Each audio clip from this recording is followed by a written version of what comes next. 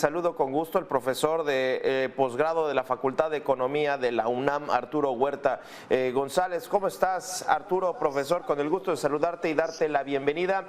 Y me gustaría empezar esta charla primero preguntándote sobre esto que hemos venido analizando del salario. ¿Cómo se asignan los salarios? ¿Cómo poder decir lo que yo hago durante el día pues se tiene que retribuir de cierta manera y con cierta cantidad? Bienvenido, profesor.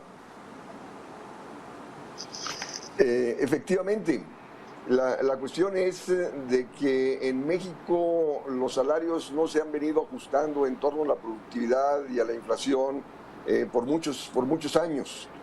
Traemos una disminución de los salarios mínimos reales en México. Si nosotros comparamos los salarios mínimos en México con los salarios en Argentina, en Brasil, en Chile, estamos muy por debajo de esos niveles. Si vemos en el caso de Europa, los salarios mínimos están más de 5 veces que los salarios mínimos en México. Y de hecho, China ya tiene salarios mínimos por arriba de los de México. Y en México se han mantenido bajos salarios en la perspectiva de mejorar competitividad frente a importaciones para incrementar exportaciones. Y también se ha venido diciendo que si se aumentan los salarios mínimos se van a afectar las pequeñas y medianas empresas. Pero desde mi perspectiva, si una empresa no puede pagar salarios remuneradores, pues no tiene por qué estar en el mercado. Porque eso de mantener a las microempresas con bajos salarios trabajadores es seguir que siga predominando la pobreza y la gran desigualdad del ingreso en el país. Actualmente se está discutiendo cuánto va a ser el incremento del salario mínimo para el 2023. La Coparmex ha dicho que ellos se pronuncian por un incremento del 15%, que sería llevar el salario mínimo actual de 172.87 a 200 pesos. Y la cuestión es de que muchos dicen que el incremento salarial incrementaría la inflación. El problema es que hubo incremento salarial en el 2019, en el 2020, en el 2021, 2022 y no repercutió en incremento de precios. Las empresas requieren que se incrementen los salarios para así los trabajadores puedan incrementar su demanda para que las empresas puedan vender más y así ganar más. Y por lo tanto, al ganar más, perfectamente pueden pagar esos incrementos de salarios. ¿Podríamos estar frente a un escenario complejo para tratar de lograr lo que se le conoce como la línea de bienestar, ¿no? Que tu salario te alcance para pues, comprar los insumos básicos, ¿no, profesor?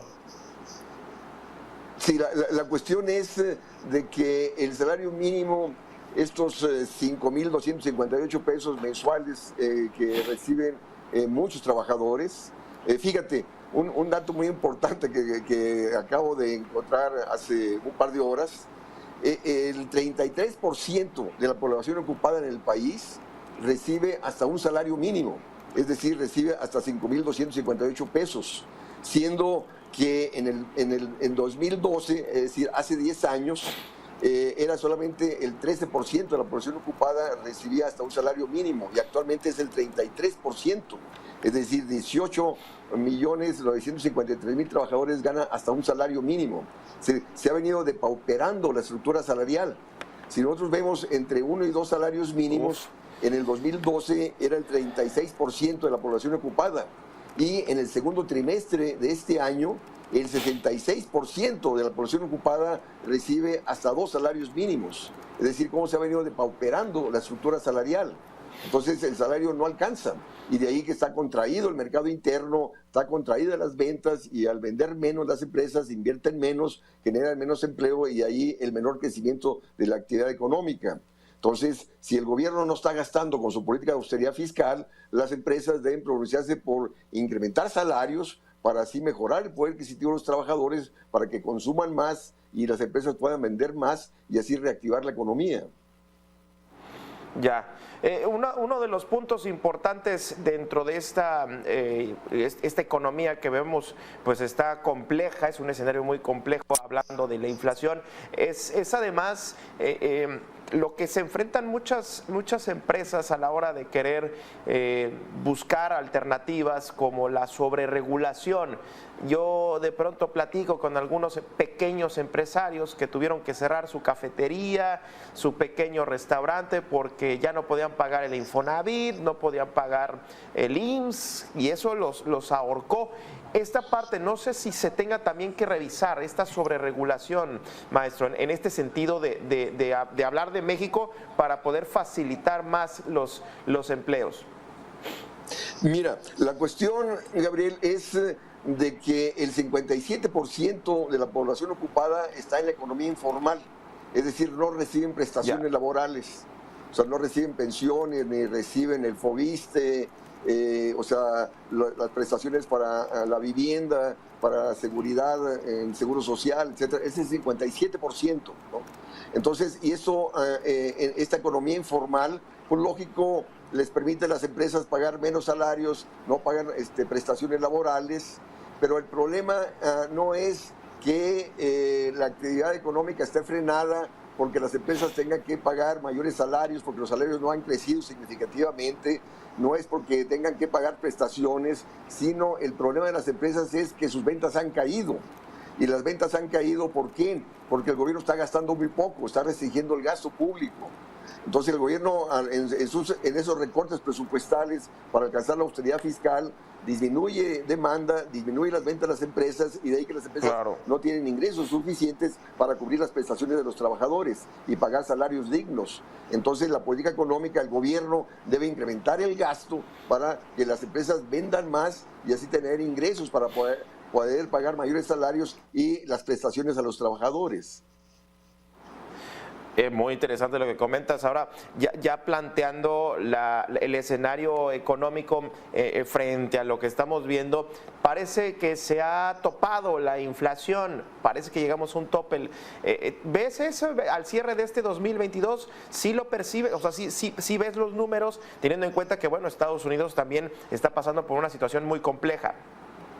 Profesor. Mira, la cuestión es de que la inflación en nuestro país no es porque la demanda haya crecido, no es porque los salarios hayan crecido. La inflación es por el problema de escasez de productos. O sea, estamos importando el 57% de los granos básicos que consumimos. Importamos gasolina, importamos gas, que ha aumentado el precio internacional de estos insumos, de estos productos. Si México fuera autosuficiente, México tiene mucho gas y lo está desperdiciando, no lo aprovecha. Si México tuviese política agrícola para impulsar la producción de granos básicos internamente, pues no seríamos sujetos de la inflación internacional, seríamos autosuficientes con baja inflación. Pero, de nuevo, no hay política agrícola, no hay recursos para, el gobierno no invierte para explotar el gas, para ser autosuficientes en fertilizantes, justo para evitar la inflación internacional. Entonces, mientras no se incremente la producción nacional, van a seguir las presiones inflacionarias. La inflación no la va a resolver el Banco de México aumentando la tasa de interés, porque ¿cuál es la lógica que está atrás del aumento de la tasa de interés? Frenar la actividad económica, aumentar el desempleo para evitar aumento de salarios, aumento de desempleo que disminuye la demanda para así bajar la inflación. Pero el problema de la inflación es de oferta, de producción. Y al aumentar la tasa de interés, tú estás encareciendo la inversión, estás contrayendo más la inversión y la producción y seguirá la escasez de productos y seguirán las presiones inflacionarias en nuestro país. Vaya, muy interesante esto que nos estás comentando. Ahora, otro punto importante que me gustaría conocer tu opinión es que México, pues lo hemos comentado, y Arturo, pues muchos Méxicos, ¿no? Vemos un México en el norte con industria, hay tipos de empleo muy en específico, muy especializados, y después vemos un México en el sur, pues retrasado, sobre todo. A este 2022, ¿ves alguna disciplina, alguna especialidad, algún oficio que esté cobrando cierta relevancia, teniendo en cuenta que, bueno, vemos ya la tan ansiada recuperación económica después de 3 años de pandemia? ¿Ves algún perfil en específico que esté despuntando, profesor?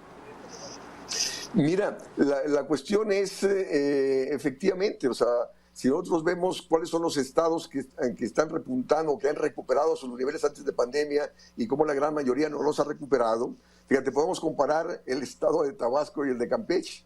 O sea, en Tabasco está la refinería Dos Bocas, que todavía no produce, pero se ha invertido mucho dinero.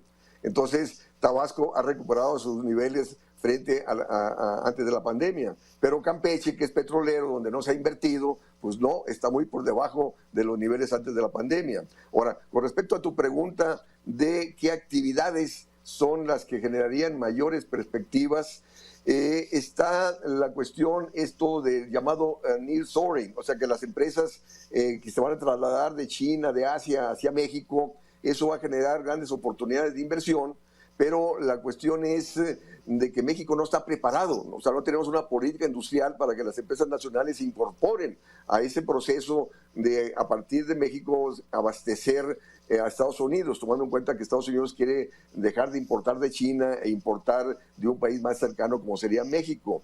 La cuestión es que en este proceso han ganado las empresas transnacionales. Las empresas nacionales no tienen los niveles de productividad y competitividad para insertarse en este proceso. Entonces el gobierno debería tener política industrial. Fíjate, en el caso de la exsecretaria de Economía, la señora Tatiana Cloutier, ella presentó una política industrial, pero la política industrial requiere subsidios. Y resulta que Hacienda dijo, no tenemos presupuesto para subsidios. Entonces pues ella dejó el cargo, ¿no? Pues entonces, ¿de qué política industrial puedes hablar si no hay política de subsidios a las empresas para que se modernicen y se integren a este proceso productivo para exportar hacia Estados Unidos? Entonces, de ahí la necesidad de que el gobierno debe de cambiar su política económica, poner en el centro el desarrollo tecnológico, el desarrollo industrial, el desarrollo agrícola, y por lo tanto tiene que dejar esas políticas de austeridad fiscal y el Banco de México tiene que bajar la tasa de interés, porque con este aumento permanente de tasa de interés, repito, te lleva a que el costo de la deuda crezca en mayor medida que el ingreso de las empresas e individuos, y eso se está generando que aumente la cartera vencida. Entonces hay más transferencia a favor de la banca, que es la que gana con el aumento de la tasa de interés y pierde el sector productivo.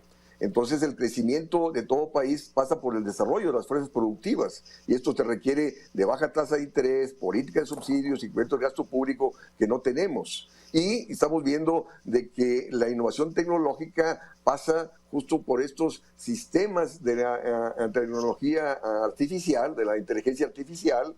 Entonces, toda esta cuestión de la computación es muy importante. Entonces, persona que no esté modernizada en estas nuevas técnicas, pues lógico, seguirá siendo rezagada dentro del mercado de trabajo. Bueno, pues muy interesante y yo nada más me gustaría cerrar frente a este panorama de un salario que no nos alcanza para nada. Se habla mucho y la discusión sobre las afores, yo sé que ya se definió ese tema, se ha dicho mucho, pero pues frente a este panorama que tenemos, pues yo creo que pensar en ahorrar para nuestro futuro, pues qué difícil, ¿no? Qué complejo, maestro. Mira, la cuestión es de que el monto de las afores, de los fondos que manejan las administradoras para el fondo de retiro, ha disminuido, porque como ha aumentado el desempleo, el subempleo, muchos desempleados están recurriendo a ese fondo de pensiones para poder sobrevivir, entonces están comprometiendo su jubilación futura. Entonces, para encarar el problema del fondo de pensiones, se debe de trabajar en un contexto de incrementar el empleo formal, para que haya mayor número de trabajadores cotizando en el sistema de fondo de pensiones. Y otro elemento, Gabriel, que un porcentaje muy significativo de esos fondos se están invirtiendo en los mercados de capitales especulativos, en un contexto donde están cayendo los mercados financieros y por lo tanto se está desvalorizando esos activos de los fondos de pensión. Esos fondos de pensión deben canalizarse a impulsar el sector productivo, a impulsar el empleo formal, repito, para asegurar mayor trabajadores que coticen al sistema de fondo de pensiones y en el sistema productivo para incrementar, asegurar rendimientos futuros que permitan una pensión digna a los futuros jubilados. Bien. Bueno, maestro, pues muchísimas gracias por esta charla. Seguimos atentos a la economía, que vaya, que está dando mucho de qué hablar. Muchísimas gracias a Arturo Huerta González, él es profesor de posgrado de la Facultad de Economía de la UNAM. Gracias, como siempre, profesor. Muchas gracias. Al contrario, gracias a ustedes.